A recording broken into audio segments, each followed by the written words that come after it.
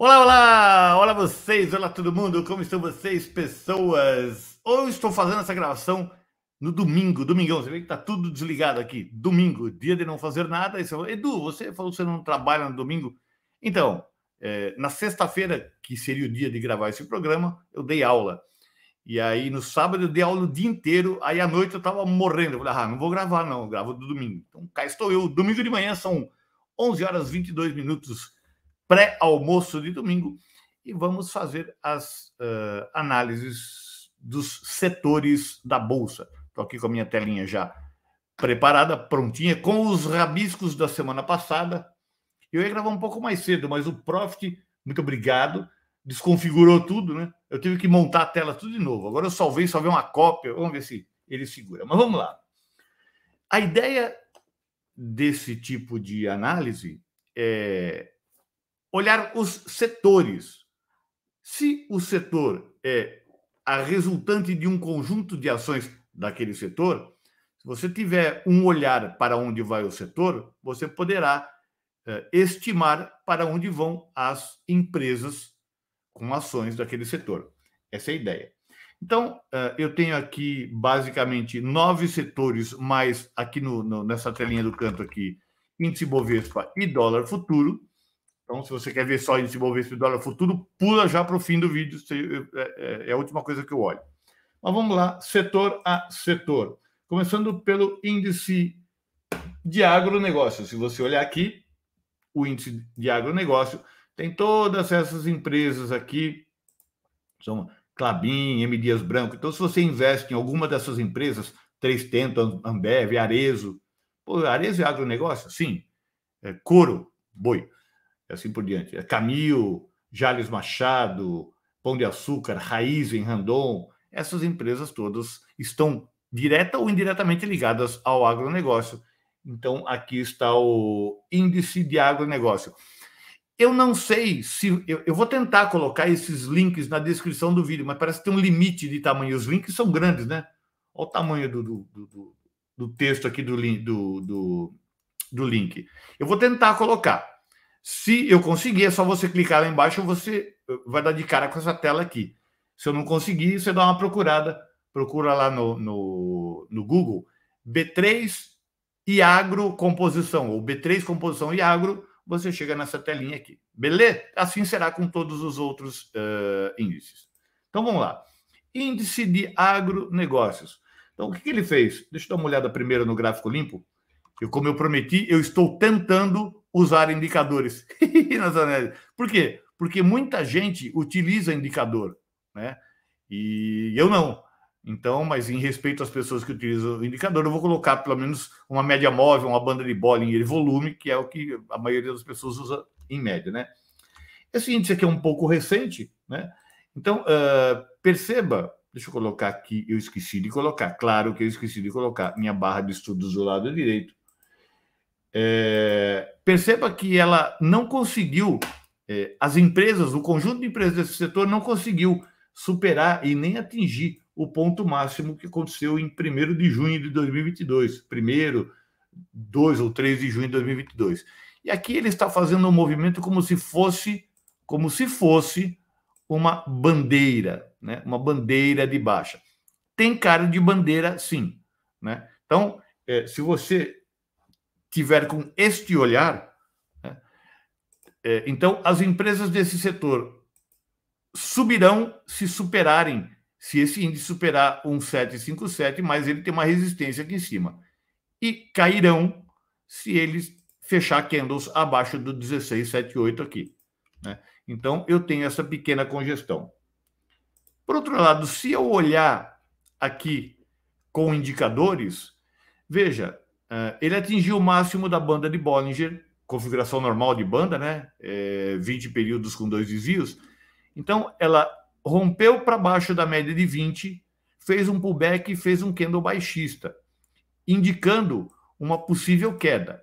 Mas essa queda não está lá uma grande possibilidade de queda. Por quê? Porque a média de 20 ainda está subindo, ela não inclinou para baixo. Só a média de 5 que está, né?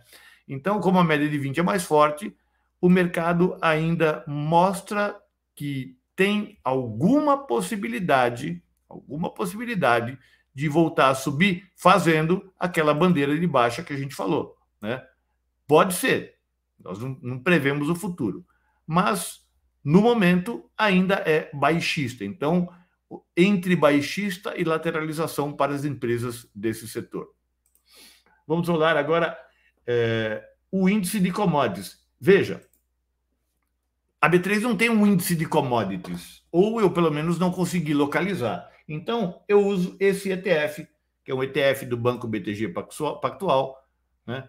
E você tem aqui a composição. Empresas ligadas direto e indiretamente a commodities, né? Frigorífico Minerva, a Unipar, que faz cloro, soda cáustica, São Martinho, Vale, Petrobras, JBS, Suzano, Klabin, CSN, Braskem, empresas de commodities. De um modo geral, esse conjunto de empresas representado por esse ETF, né, mostra, olha que interessante, ele também está embandeirando aqui, mas ele não conseguiu perder esse fundinho, mas veja que candle curioso ele fez aqui, né, aqui nesse, abaixo da média de 20, média de 5 cruzando abaixo da média de 20, isso é um candle baixista. Aqui não tem um volume representativo, porque é um ETF, né? Não dá para ver muito bem o volume aqui, né? Não tem muita negociação esse ETF aqui. Mas você percebe que há um padrão baixista, se você olhar o gráfico limpo, né? Lembra que eu havia, semana passada, desenhado esse vazio aqui, né? Não tem nenhuma barreira para o preço subir. Mas você veja que o preço se mantém nessa região baixa aqui, né? O preço se mantém aqui nessa parte do gráfico. Se ele tivesse mesmo intenção de subir, e teve, né? Teve força compradora aqui, mas foi logo apagada pelos vendedores. Se ele tivesse feito um candle grande aqui, isso seria uma estrela da manhã aqui embaixo dessa lateralidade, haveriam chances maiores do preço subir. Dito isto, se na semana seguinte o preço conseguir superar esta máxima aqui, as chances aumentam do setor como um todo colocar suas ações para cima. Mas isso aqui está mais para baixista. Temos um novo fundo aqui, e isso aqui é um fundo mesmo, né? Você viu aqui, ó, essa letrinha V aqui que ele faz, né? Essa mínima mais baixa que as mínimas laterais, isso faz um fundo. Mas para isso ser um fundo precisa superar aqui. Se não superar e perder aqui embaixo, então é queda para esse índice BTG de commodities. Muito bem. Índice de consumo, empresas do setor de consumo. Então, vamos lá. ICOM, índice de consumo, são essas empresas aqui. São várias empresas, todas ligadas ao setor de consumo. Cirela, CVC, Cogna, Carrefour, Camil, Arezzo. Camil porque, além de ser commodity, ela está nos supermercados, no setor de varejo. Americanas, Carrefour, está tudo aqui, né? EasyTech, que vende para pessoa física e etc. Rapvida, Elbor, um monte de empresas. Até algumas empresas não muito conhecidas, tipo Mater Dei e assim por diante. Ok? Então vamos lá. Índice de consumo. Deixa eu pegar o gráfico limpo e deixa eu limpar o gráfico, tirar essa coisa arada toda aqui que eu não consigo nem enxergar. Vamos lá. O que eu tenho aqui? Eu tenho um fundo anterior sendo testado e veja o que o preço faz. Bem aqui nessa linha desse spikezinho aqui, desse palitinho aqui, o nome disso é spike, né? Se você seguir aqui, o preço está segurando aqui, né? E agora ele fez um candle.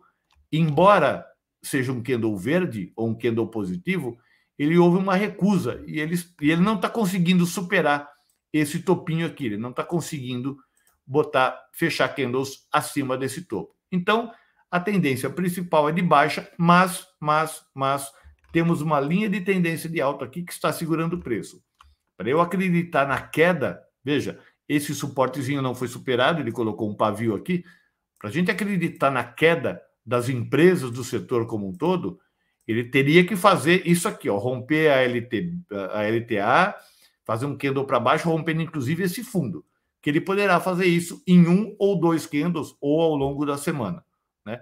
Então, eu acredito mais na queda do que na alta. Por quê? Porque ele subiu, isso aqui lateralizou. Se ele quisesse continuar subindo, essa lateralização já tem uma quantidade de candle suficiente para ele, já descansei, vamos subir. E ele não está subindo. Então, eu acredito mais numa queda ou numa lateralização das empresas do setor do que numa alta.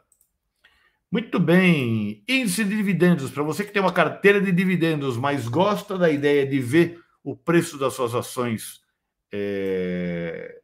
subindo, aumentando, então perceba que ele veio testar esse rompimento, ele fez um pivô. Essa está bonita, essa está bem tranquila de se analisar, né? O que ela está fazendo aqui? Ela fez um pivô de baixa. E aí ela veio testar o fundo rompido, né? Ela tem esse fundo aqui, ela veio testar. Então, o movimento mais provável para as empresas pagadoras de dividendo é uma queda, o que é bom para quem é holder de carteira de dividendos, compra as empresas para ficar. A pessoa que compra dividendos não se importa muito com o preço das empresas, do preço das ações, porque ele não vai vender.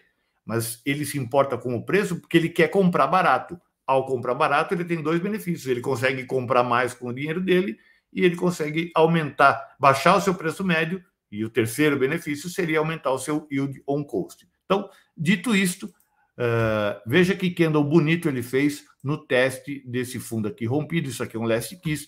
Então, a gente imagina que o próximo movimento das empresas do setor seja isso aqui. Perdendo aqui embaixo, aí ele tem uma chance muito grande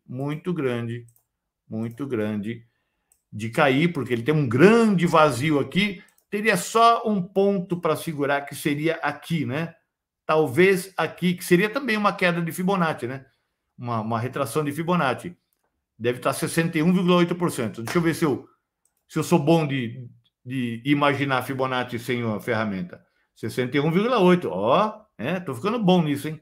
61,8. Então, pode ser que ele caia para 61,8, que deve ser mais ou menos 100% da primeira perna do pivô. Vamos lá. 100% da primeira perna do pivô, 100% da 50%, errei. Então, 150 é por aí. Então, há boas chances de o mercado, se perder esse fundo, vir aqui para esta região, trazendo consigo as empresas do setor. Beleza? Muito bem.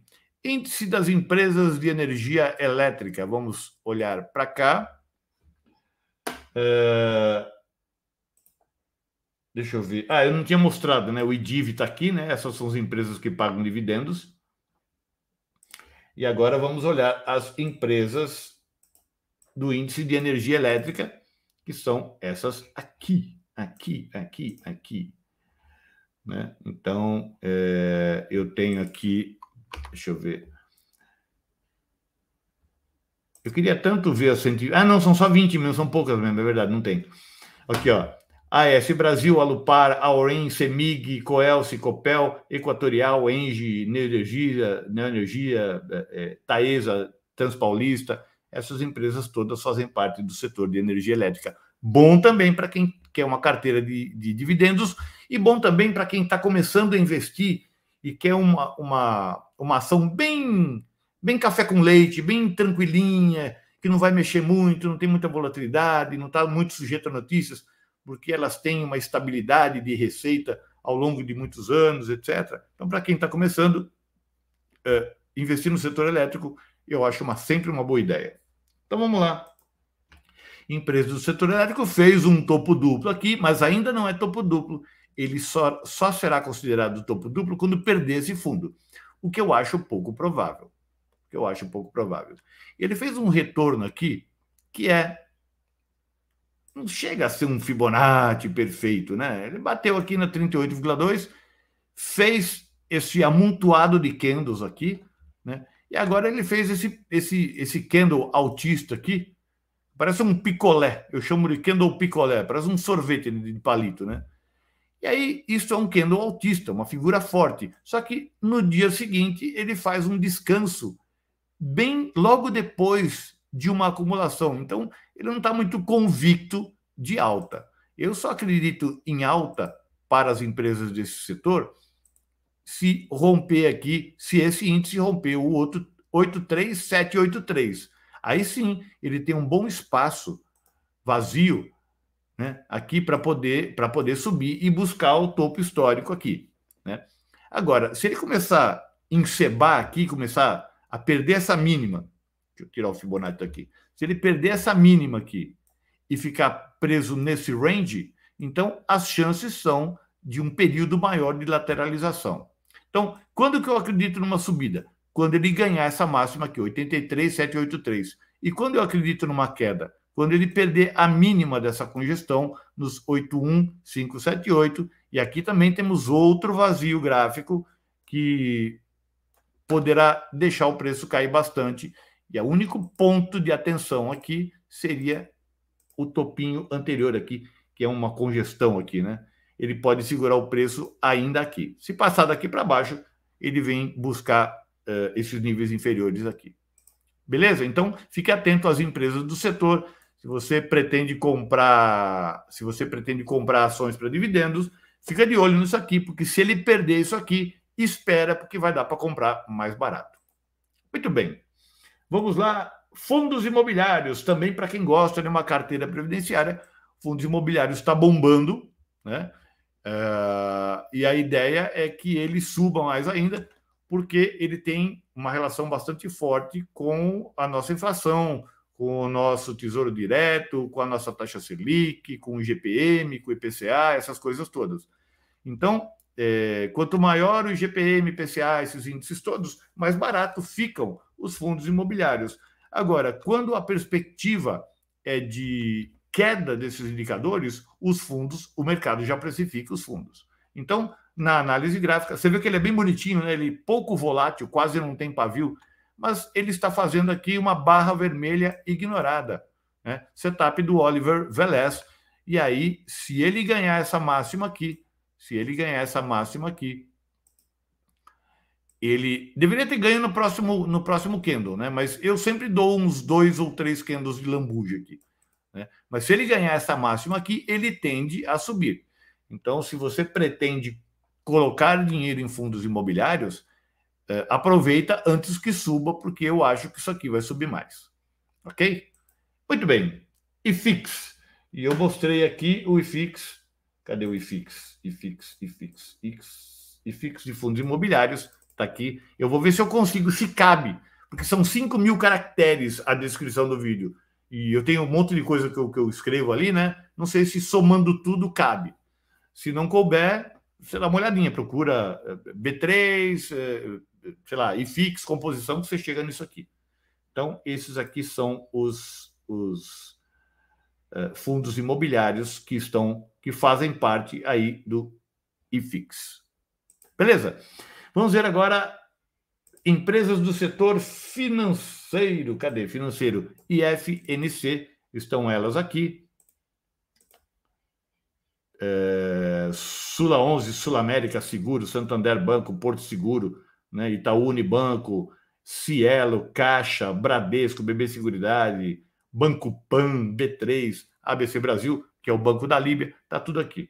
Muito bem. E o nome do índice é IFNC, que está aqui na marca d'água do gráfico também. IFNC, índice financeiro. Dito isso, tá bonito, hein? Me parece que estamos perto de uma recuperação das empresas do setor financeiro, né? O mercado bateu nesse topo anterior aqui, houve uma recusa, subiu, está fazendo uma bandeirinha, está fazendo uma congestão aqui, né? Se você olhar para isso aqui, ele está fazendo uma bandeirinha, e se ele ganhar os 11.179, ele deverá buscar o topo anterior. O início da queda foi aqui, né? Pelo menos aqui ele deve chegar, trazendo junto consigo, né, junto com ele, as empresas do setor financeiro. Então, se você investe em bancos, seguradoras, Cielo, esse tipo de coisa, há boas chances do mercado subir. Beleza? O que mais? Materiais básicos. Edu, o que são materiais básicos? São esses caras aqui, ó. Bradespar é Vale, basicamente. Bradespar é uma empresa, uma holding, que investe em empresas. Quais são as empresas que Bradespar investe? Uma só, a Vale. eu não gosto de operar Bradespar, de investir em Bradespar, porque se eu quero Vale, por que eu vou botar um intermediário no meio? Eu não vejo muito sentido para pagar custo, salário, administração da empresa. Eu não gosto muito da ideia. Se for só para fazer trade, tudo bem, né? Mas se for para investir, eu prefiro investir direto na empresa. Bom, então eu tenho aqui, ó, Braskem, CS Mineração, Dexo, Fairheading, eu nem sei que empresa é essa, eu não conheço. Ferbasa, Gerdau, né, que mais? Irani, papel, embalagem, né? Klabin, Siderurgia Nacional, Suzano, todas as empresas de materiais básicos que são usadas para fazer outras coisas. Então, muito bem. Então, essas empresas desse índice, claro, veja, eu odeio, não, na boa, eu odeio quando o gráfico faz isso. Um para cima, um para baixo, parece uma carta de baralho, de ponta cabeça. E aí significa o seguinte, indecisão, o mercado não sabe para onde vai. Mas, como nós temos aqui uma tendência inequívoca de baixa, se você ligar essas coisas aqui, temos uma tendência inequívoca de baixa. Isto aqui ainda não é um topo. Isto aqui só será considerado topo quando romper esse fundo. Mas vá lá, vamos quebrar o galho e vamos marcar uma LTB aqui, tudo bem? Então, o que o mercado está fazendo? Bom, dado que ele fez esse fundo, ele engastalhou aqui, enroscou aqui, e agora ele está numa grande lateralização. Esta é a lateralização. Só que é uma lateralização dentro de uma tendência de baixa. Então, as forças dominantes são vendedoras. Só que, lembra, quando a gente opera a lateralização, quem assiste as minhas aulas está acostumado? A gente divide isso aqui em 3 partes, né? E a gente compra baixo na lateralização e vende lá em cima. Então, existem 2 possibilidades. Do mercado descer mais um pouquinho essa semana e parar nesse fundo, e depois subir, né? Ou ele romper aqui, fazer um candle baixista e descer. Então, cenários para esse cara. Ele vir para cá e subir e bater aqui. Vir para cá, subir e romper fazendo esse teste. Ou vir para cá, retestar o fundo rompido e descer. Então, os meus pontos de tomada de decisão serão aqui, aqui e aqui. Então, é hora de eu fazer alguma coisa? Não, é hora de eu fazer nada, é hora de eu observar, né? Por quê? Porque tomar uma decisão de venda aqui, eu tenho um suporte logo de cara. Tomar uma decisão de compra aqui, eu tenho uma resistência aqui e outra aqui. Eu tenho uma confluência de resistências dentro de uma tendência de baixo. Então, o que eu vou fazer? Eu vou me expor ao risco? Não. A gente só compra e vende alguma coisa para especular financeiramente quando o movimento é quase inequívoco.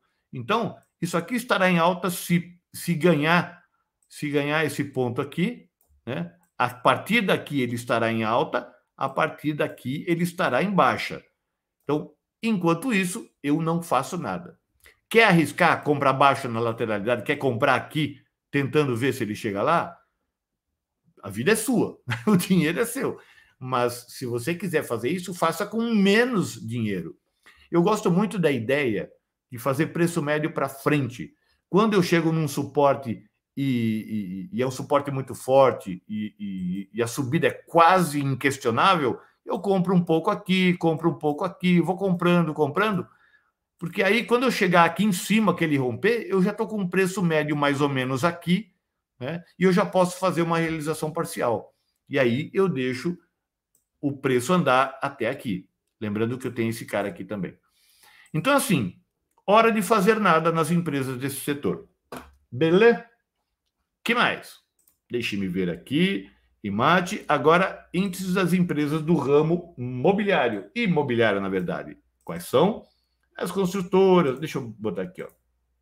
Que eu tenho aqui, ó. MRV, Log, Even, Cirela, Cury, BR Properties, BR Malls, Aliança Sonai, Trisul, toda tenda.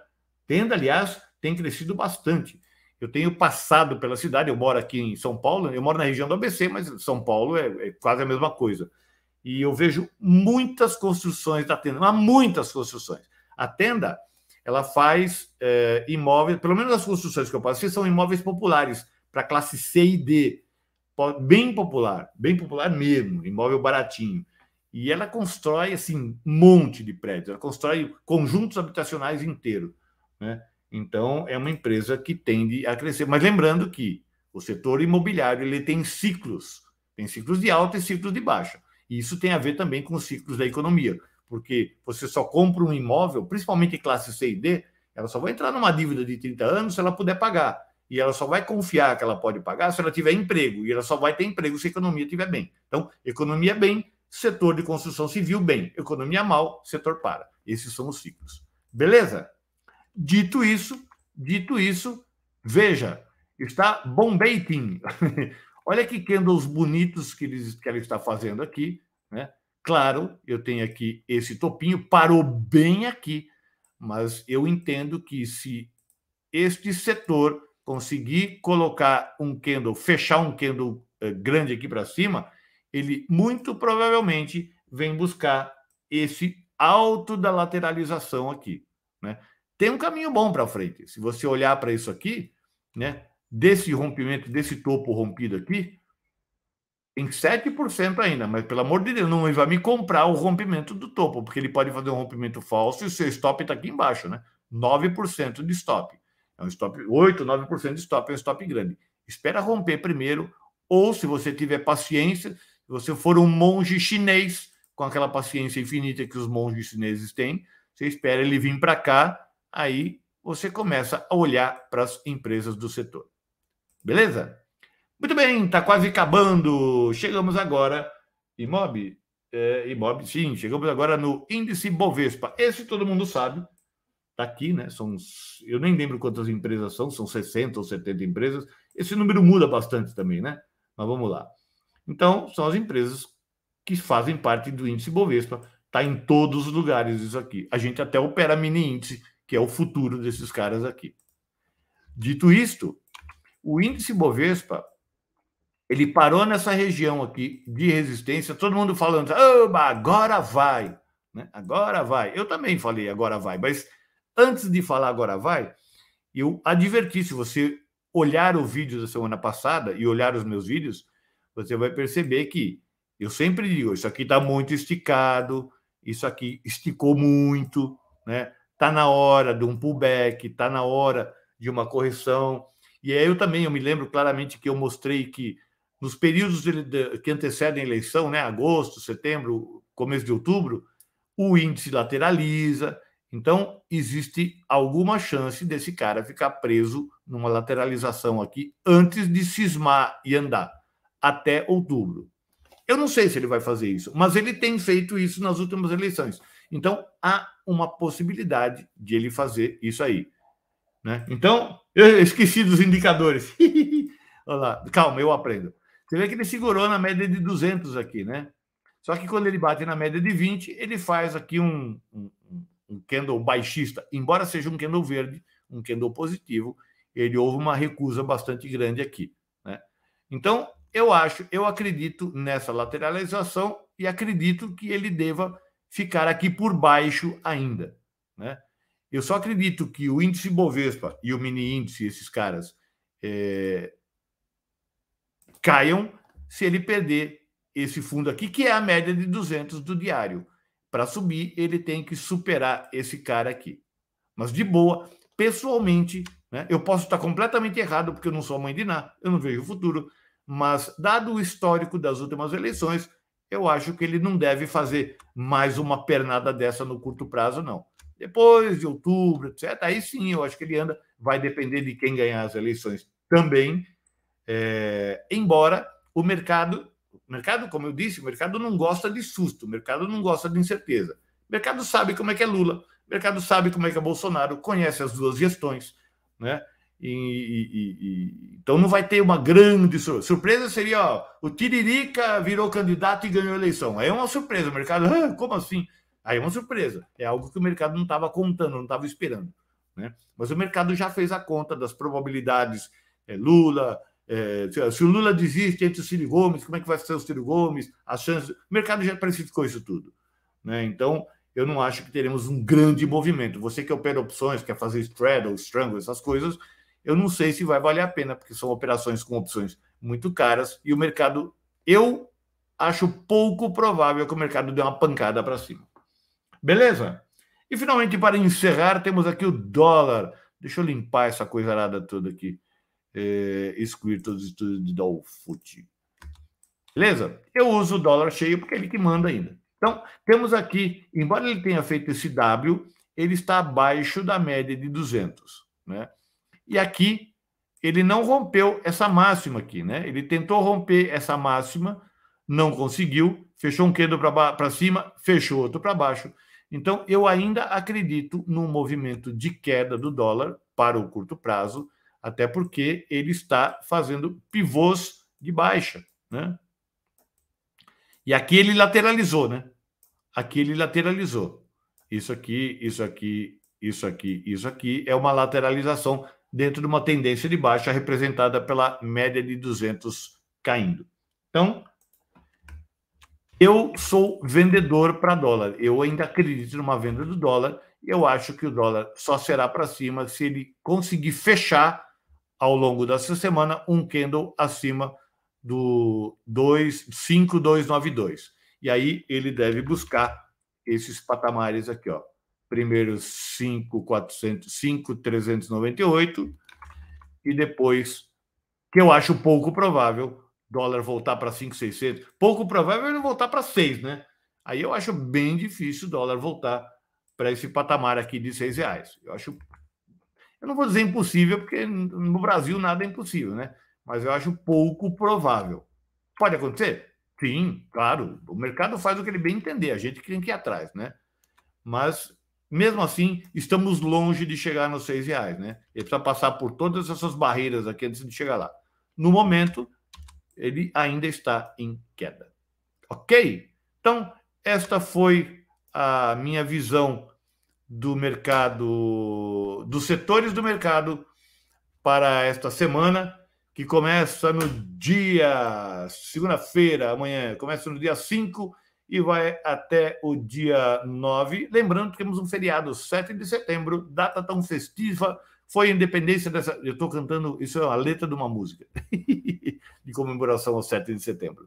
Temos um feriado, então não tem pregão, então o mercado não fica lá fofo, o que contribui também, de novo, com as ideias de lateralização, né? Mercado meio ruim, se não tiver nenhuma notícia meio estapafúrdia, eu acho que o mercado tende a ficar meio morno ao longo dessa semana. Beleza, então? Então é isso aí. Obrigado, boa semana para vocês. Desculpem o atraso, era para sair na sexta-feira, mas eu estava entupido de aula, dei aula no sábado, gravei agora só nesse domingo. Valeu? Então é isso aí. Beijos, abraços e boa semana, bons trades para todo mundo. Tchau, fui!